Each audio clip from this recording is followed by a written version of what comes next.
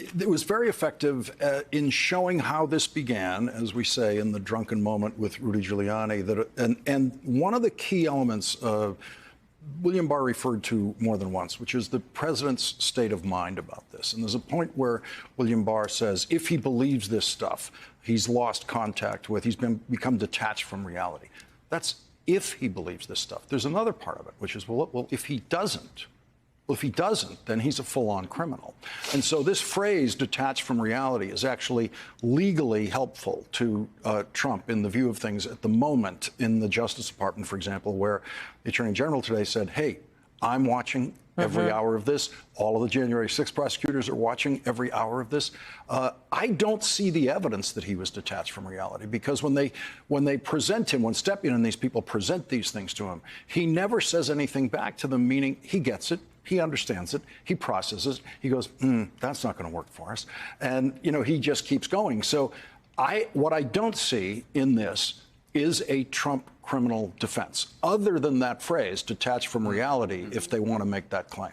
But I'm so glad that you said that, because my question is, which team is Barr on team normal or team not normal? Because I seem to recall that William Barr was one of the people who was publicly, I think it was the Chicago Tribune interview, questioning whether mail-in ballots were, indicative of fraud necessarily. Asserting that they were. Correct. Yes. And he was one of the people feeding Trump the delusion, which he cannot then call a delusion. He also violates DOJ policy, and before an election starts investigating allegations. That's correct. Whatever. But Bill Barr, we know from the two public hearings we've heard and this lengthy deposition he's given, it's like open mic night. You get the sense that he was there, they brought in lunch, and then they brought it, it looks like he was there for a very long time. He speaks very freely. He cusses. He's enjoying himself. Seems like it. I don't know.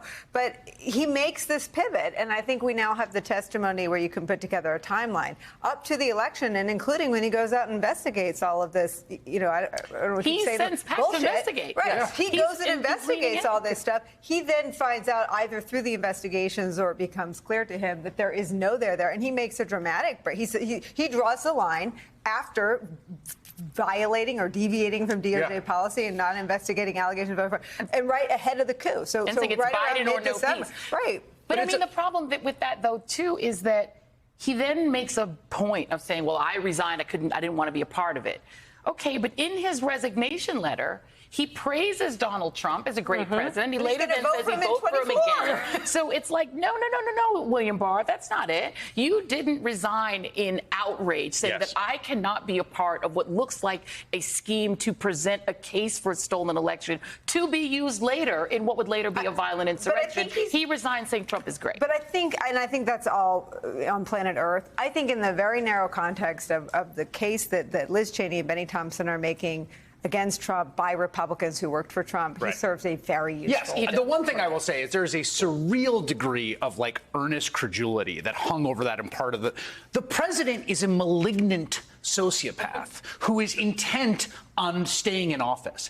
And every little thing he says, which is well, when you check on this, you've got DOJ personnel and lawyers running around. Well, we interviewed the person with the briefcase. We sent the FBI. All nonsense. This is visible from 1,000 miles away. And so the idea, and I guess it's part of the managing up, right? Okay, that we're going to go, we run it, sir, we ran that down. It's like the president comes to you and says, there's elves under my bed. And you get the head of the Secret Service going, we checked under the bed. Well, but now they're in the closet.